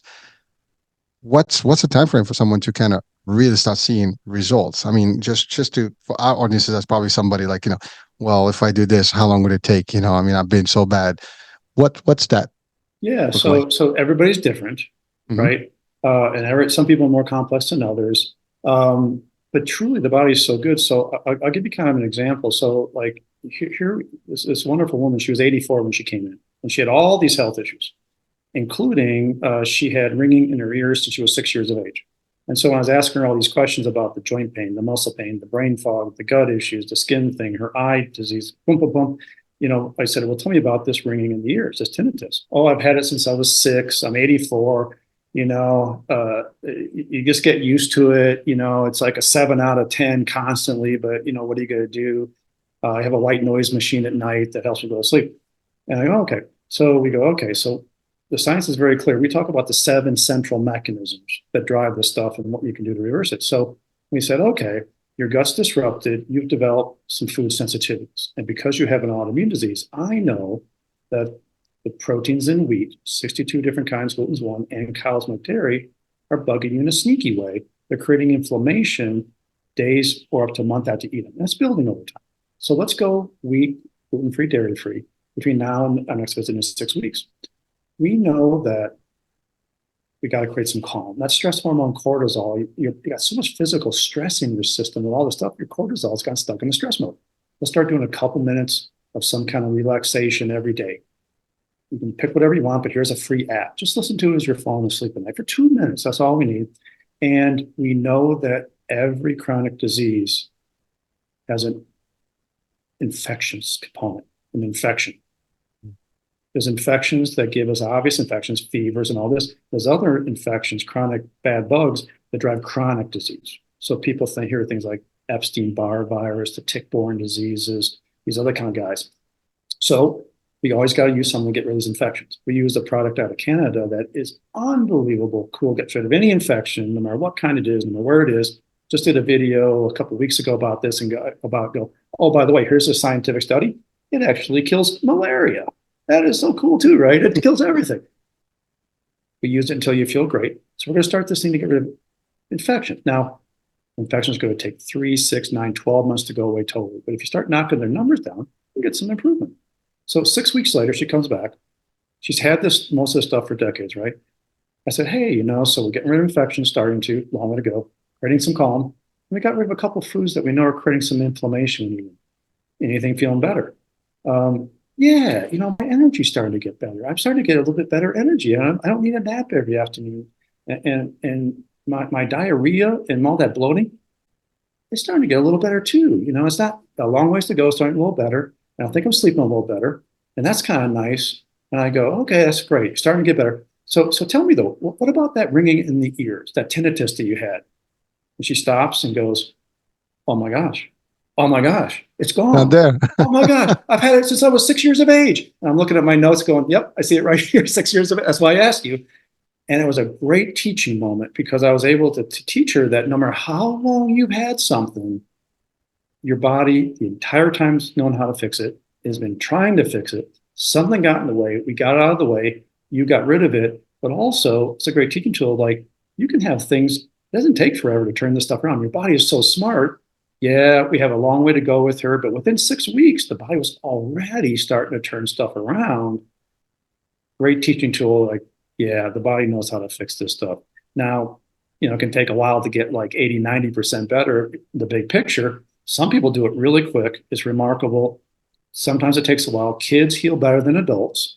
So those cute little kids from around the world with, juvenile rheumatoid arthritis, the autoimmune disease that dies, uveitis, all this other kind of stuff, they change so fast. Oh my gosh, kids are so good healers. They make a practitioner look so good because their bodies are so good at healing.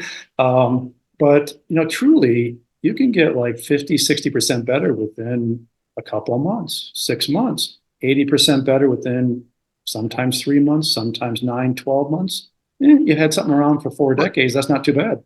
Yeah, it's not bad. Well, plus, you're going to see some progress. I mean, you're going to start seeing the difference, rather quickly. But the And full once effect. the body gets going, you may be a lot better at 1 year, but you're better at 2 years than at 1 year. And you're better at 5 years than you were at 3 years. Your body just keeps getting better and fine tuning. Even though we pull back on most of the supplements, even though we kind of said, well, we're just going to do the lifestyle stuff now, they still keep getting better and better every year. So they feel better at 75 than they did at 65 or 40 than they did at 25. Well, thank you. Well, so autism is a big thing, right? So Yeah. some of the stuff can certainly make a difference. I mean, I mean, there's probably nothing I can think of as a disease that cannot be kind of reversed based on what we've talked about today, with the right, I guess tweaking and formulation, But I think it is possible with the work you do. Now, I have, an important question. You cannot be all over the world at the same time, or maybe you can. How do we get to you from parts of the world, or from the US, or from wherever we are, physically, or there's a way to do this, remotely? Yeah, so that's one of the positive things that came out of the COVID is telehealth, where we can uh, talk to people anywhere in the world. So this is why we see adults and kids from 21 time zones around the world, every state in the United States. But what we really like to do is have every community have a practitioner that knows how to do this stuff. So we're trying to educate nurse practitioners and other medical professionals about this stuff and how to do it. Thus, I have two different levels of courses for medical people because I really think that if we're going to maybe make this the way medicine is done, there needs to be somebody in every community. And then they can teach that community, well, we know where this stuff comes from. We know how to turn around. If there's not something in that community, people may never hear that message, right? And so we're trying to make sure that every community eventually has an expert in this type of medicine. We're there. If you can't fix it yourself, we'd love to teach you how to do it yourself. That's why you have the courses for non-medical people. We're there for you. But man, if you have someone in your community, how easy would that be to have down the block somebody can do this for you? So you basically grow in the system pretty much all over, and there are providers that are willing to actually take courses and learn, those practices and hopefully apply Right. them. Now, like it almost sounds like the naturopathic, version of things. That's Is right. that Naturopaths do a lot of this, yeah. And I worked with naturopaths for years in my integrated medicine clinics that I was the medical director of. I learned so much from naturopaths and all the integrated medicine practitioners. They all have something just absolutely fascinating to add to the mix. And that's where I kind of like yeah? I I got mean, so many board certifications and I've worked with so many different people and saw so many funky, cool stuff over the years. Putting it all together for this kind of stuff is really what I've been doing for about 30 years now. it's funny. I always talk about martial arts, and someone's like, "What does martial arts have to do with this?" Well, here's the thing. It's funny because the art that I've been learning for the last 2 decades has a little bit of every other art in it, which feels exactly what you just said. The fact is, you kind of know a little bit about everything. You have different things. You add more things to it, and it shapes its own self in terms of how you operate in that world, right?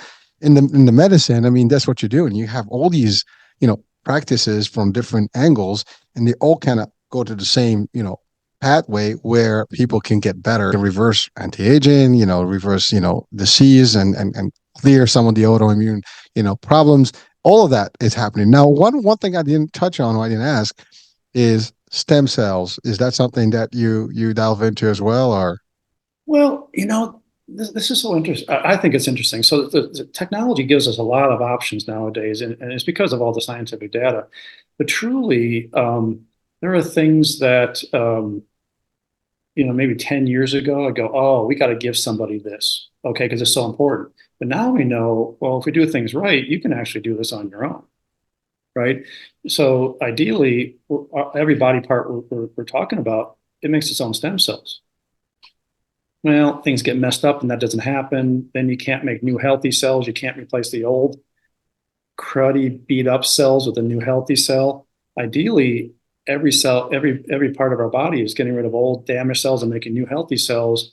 That's basically, what's going on. So a lot of these really high technology things, you can usually get the body to do this on its own if you kind of get at these central mechanisms, including, we've learned so much about how hormones are so important, right? They keep away inflammation, they keep away disease. I kind of ran through all the reasons why a woman might want estradiol. Oh my gosh, it's so wonderful. Guys with testosterone, these other hormones. And so when we learned how important the hormones were, hormone restoration therapy became a really big deal. Well, if you can't make them on your own, you're suffering, you're moving towards disease, you're already suffering. We're going to give it to you. Here's testosterone injections, here's estrogen patches, here's estrogen creams, and all this kind of stuff. And I did that too. And boy, the body loved that. The brain loved it. People really felt so much better. But now this it's so clear why this happens that we truly are in a position where we can get the body to do it itself. A guy may have totally tanked out testosterone, but we know it does that. And it does it in 18 and 20-year-olds. You see guys running down the court in high school basketball games. They're playing basketball 2 hours a day. They got a weights class and they got a tire around their middle. You can see it on their jersey. It's like, oh my goodness, you're 18. You should be able to sit on a couch eating 9 meals a day, playing video games, and still have six-pack abs, right? Your metabolism is so high, but there's very specific reasons why this happens. We do that Guys make testosterone just like they should. Women make estrogen and progesterone all by themselves. We kind of know why this happens, but we know what to do to get the body to make it itself. So I use a whole lot less estrogen, hormone restoration, always bioidentical, always has to be bioidentical. Never want to use sort of kind of like our hormones, terrible, all bioidentical, but we don't use nearly as much because we can usually get the body to make it on its own nowadays. Listen, I think we're gonna have to push this show out there because people need to hear this. They need to get aware of what. I mean, you have the solutions, man. So for anyone that's watching, listening, or if you don't, or if you listen, please share with someone because even if you think you're optimized, you might be wrong. I mean, I think that's the problem. We all think that we are at a certain point, but you don't know what's already going bad in the body for whatever stuff that we throw in over the years. So there's a point where your body's going to start just giving up, and you start seeing some damage. Some of us are more resilient than others, and you'll feel it later. I mean, like I said, I mean personally, I've led a healthier lifestyle all my life. Yet, I know that there's pains and things that I shouldn't be having, and they're happening. So I'm addressing them, but really, like I'm folks. This is real. I'm not just saying this because it's a show. It's a real thing. I mean, I do have aches and pains like everybody else, and it did start at 50. I don't know if that's the time frame that's the magic number, but it does work that way, and you kind of work around it. Now I've beat up myself through sparring and some other stuff in martial arts, but that's not really the main reason.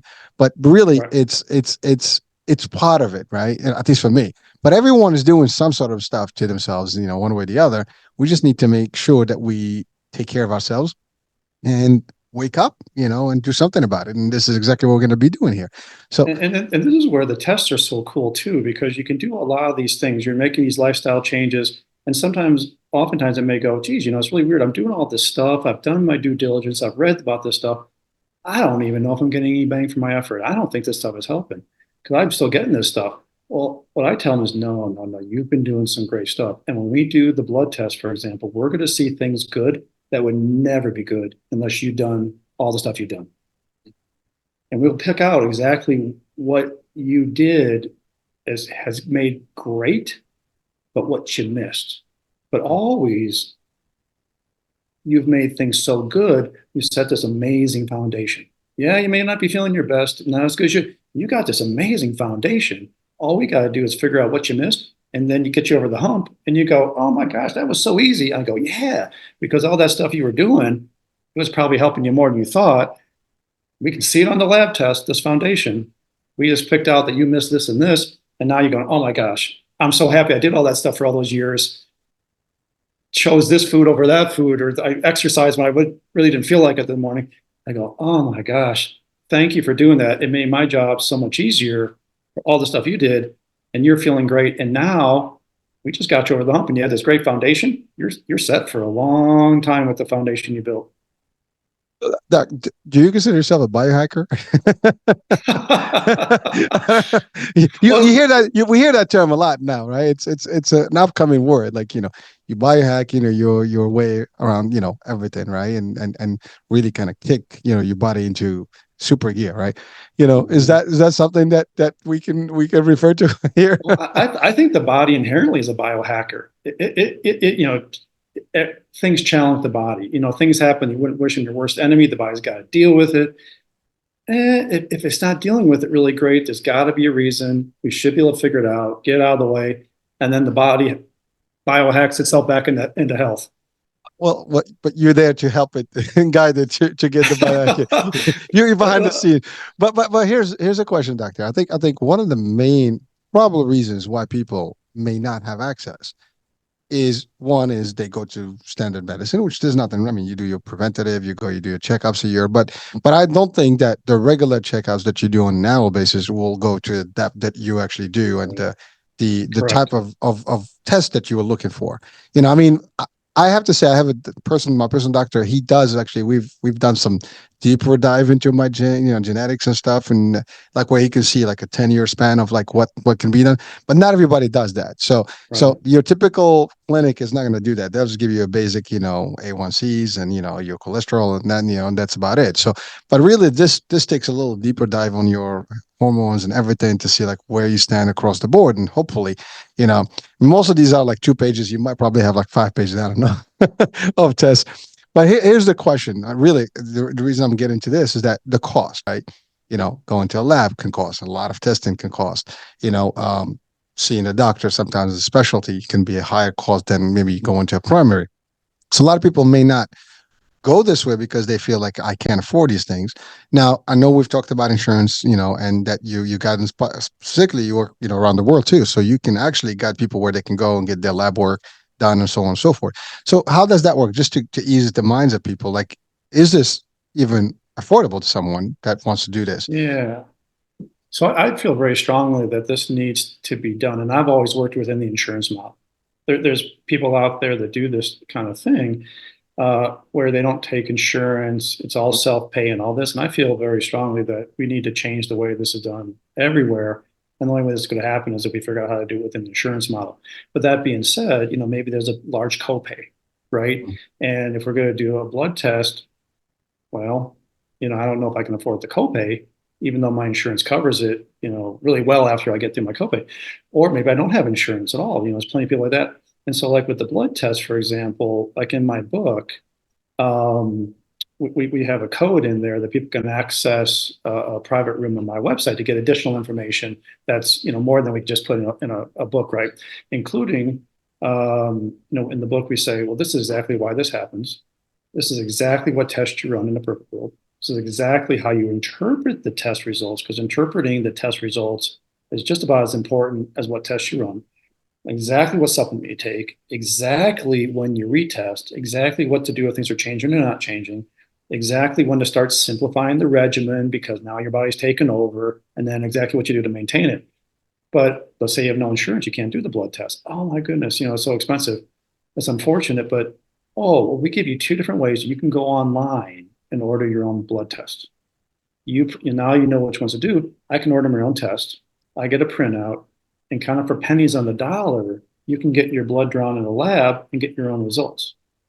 So there's kind of Wow. workarounds here where there's always a workaround, always a workaround. If this can't happen because of this financial thing, we'll figure it out. We'll work around it. And so we want to make this accessible anyway, including you can order your own labs, pennies on a dollar, figure it out yourself. Oh, that's so cool. I didn't even need to see Dr. Bilstrom to get my labs done because he told me which one to do and I did it myself. Wow. Well, I have to say, I have not heard this before from any provider where they can give you the tricks to do this, off, the system where you can actually kind of do it on your own, and still get the same, results, that's the Mhm. other part, right? I mean, most of us will not know where to start. But I mean, there are people that may have access, people that may not have access. And I love what you said. It is within the realm of coding and insurance, which means a lot of the stuff could be covered, obviously, at a copay. But if you can bypass some of that, why not? So, and again, the reason I ask this question, because that's usually one of the biggest problems for everybody. Like, I can't afford this, that means I'm out of luck. Well, again, health is wealth. This is the best investment that we can ever do to ourselves. I mean, we can buy watches and cars and houses and travel and all that, but if you're not healthy, you won't enjoy any of that stuff. So I think the priority would be to maybe look into this and see like how I can get my body and my family 100%, and then the rest of it is going to be even better because then we can just go out in the park and have fun, and we'll have the energy to do it, and it'll be And fun. you're interacting with nature, which helps cortisol, which is good for health and human health and well-being too. Oh well, so just on that note, I mean, are you a big fan of grounding? People walking barefoot and Mhm. all this stuff. So is that something that you Yeah. recommend? And Yeah. this is where, like the interacting with nature is so important. And so with like example is they saw the people that would have their gallbladder removed, a cholecystectomy, if their recovery room overlooked a green space, they had shorter hospitalization, less post-op complications such as post-op infections. That saves the insurance industry so much money simply by overlooking a green space rather than a blank wall. And this is where you see recovery rooms nowadays in a lot of hospitals. They have like wallpaper and ceiling Screens. paper Yeah, of yeah, nature. yeah, yeah. Right when Well, all even that some of them data have came out, screens. Yeah. Yeah. Yeah, and indoor gardening, looking out the window at local. So we talk all the things we've done with nature. We teach people how to use nature to heal themselves and stay healthy, and we kind of all these different scientific studies. And I set it up like a bullseye. So the middle of the bullseye is within your own home, indoor gardening, that kind of stuff. Studies show that's helpful, right? The next one is look out your window, walk outside. The next one is go to your local green space, the little park in your neighborhood, kids and dogs and whatever running around. And then you got, forest. And then we have out here, we got national parks, right? But not everybody can access a national park. But even indoor gardening, pet therapy is nature, right? And so you can actually use nature in all different forms to get the body to heal or stay healthy by creating that calm. And the body always works better when there's a calm state generated. Doctor, in the onset of this show, we said we have about an hour. We almost hit the 2 hour mark. Oh my gosh, the time's flown by so fast. Holy cow, I But didn't realize that until you just said I'm not done, dude. I'm not done. I mean, there's more. that. So you talked about the book, and now what's the name of the book, and it's, how can it's people get the called book? So it's called A Nurse Practitioner's Guide to Autoimmune Medicine, Reversing and Preventing All Autoimmunity. And it's really a book about the basics. And I think about this because actually, as I trained in acupuncture, I trained in qigong, energy medicine, and so I actually do qigong with the acupuncture to make it more effective. I practice qigong, and like in the martial arts, is you kind of hear things like masters do the basics well. If you can't do the basics, you can't do all the complicated stuff. So that really made me think that's right. When it comes to this kind of medicine, masters need to do the basic well. A lot of people miss the basics. They may do the fancy stuff, like you reference, like some fancy stuff, but they're missing the basics, and they're not a master, right? But if you teach people how to do the basics, they're the master, right? They can learn the fancy stuff later on, and so that's the book. You can get on Amazon, but it is written for non-medical people too, that they can use it. But because I think it's so important, people understand this is the science on this book that even is for non-medical people, I have 100 scientific references. So people can go, oh, that's the science. And I go, yes, that is. And then we have two different levels of courses for non-medical people. We have the medical bill detox. We have the autoimmune hope course. We actually have two different levels of courses for medical people, including one that gives them continuing medical education credits. So it's like they go to a conference, or they can do this and get their continuing education credits and write blog posts. And please, if people will follow me on social media, we always post about this information, scientific studies. Typically, when you see one of the videos I've done, I'm out in nature. It's part of the I'm gonna teaching stalk you, process. Doc. So I'm talking about a scientific article, but I'm snowboarding on top of a mountain, or I'm, hiking or kayaking, or I'm out someplace in nature, doing these vids to kind of let people know, yeah, nature, you got to get out there, but this is a science. Well, you know what you're preaching, and you are practicing what you're preaching, and that's the key element. I did say I'm gonna stalk you, which means I'm gonna be all over your social media, and we'll be reposting every single thing that you put out there, because I think it's just gonna make a difference. The more we push out there information such as this, it's just gonna help people. And again, that's our mission here. And I really, really, I don't know what to say, but when I got the opportunity to have you on the show, I'm like, we had our time frame was literally we're booking in the summer right now. So like we got to put this in, sooner than later, and we were able to put this today. And I'm so glad that we did, because this is not information we want to wait for months before we can share. We need the yesterday. So I'm glad that we've Oh, had geez, that you asked opportunity. me to share how to access this, and I didn't even tell people about the website. Well, no, I yeah, started well, talking about I'm nature getting, instead. I'm getting there, I'm getting there. But yeah, no, you're not gonna run away. I'm gonna make sure we get all that covered. So let's talk about that. The website, because you have videos, you have things in there as well, right? Yeah, so it's drdavidbilstrom.com, and you can access all this stuff, including the over 150 different YouTube videos I have on my YouTube channel about the science behind this for kids and adults, and Uh, the body is amazing, but it is so logical. And there's no reason why any non-medical person can't understand the logic. So it's not like, well, why don't even need to explain to somebody who doesn't know science. It's like, well, no, it's just logic. You see logic outside in nature, you see logic, and the body's very logical. Well, folks, I mean, you spent 2 hours with us today with Dr. Bilstrom, and we've learned a lot. I've learned a lot. And you know what? The main lesson I've learned is that we can fix our problems, we can be healthier, and it's not complex. And it can be affordable. So I think that's plenty. I mean, I think if there's a question out there, I mean, I'm a sales guy, so we always look at all these things, before you pitch, right? If it makes sense and you get the best buck, for the best bang for your buck, and you get all the stuff and you get the extra B's. I mean, I think we have all those. It's a full, 5 star here, concept. So we have all that. Um, so, doctor, just before we close, what would be some of the core advice that you will share with our, I guess, audiences before we close the show? Well, I'd say always remember that your body knows how to fix problems. It is trying to fix them, no matter how long you've had them. Your body is amazing. And as long as you can figure out what's gotten in the way and get it out of the way, your body can take it the rest of the way. Fantastic what the body can do. Amazing, amazing. Well, doctor, it's like I said, a privilege and honor. I mean, I don't know what attributes I will add here, but all the others that I cannot pronounce right now or come up with. But really, it's just a great time having you with us and sharing your insights and your knowledge and your tools that we can really have accessible to others and potentially change lives for the better. And I'm sure because that's one thing. I mean, you know, you don't know who the people that you're touching, especially when you do this work. I mean, it's a lot of folks out there, and sometimes they learn something, they teach another person who really was in need, Yeah. and the next thing you know, that person is doing better, and you just contribute to somebody's health and lively, and a family and all the stuff. I mean, you could really turn somebody from going so bad to something, a better place, and even financially, if you can get healthy, that means you can save money. So it's Mhm. a win-win. So thank you so much for really doing the work you do and for being able and willing to share this because not everybody sometimes this is like I have this it's all good, people have to find me, but you're actually proactive about going out there and doing the work, which is even better.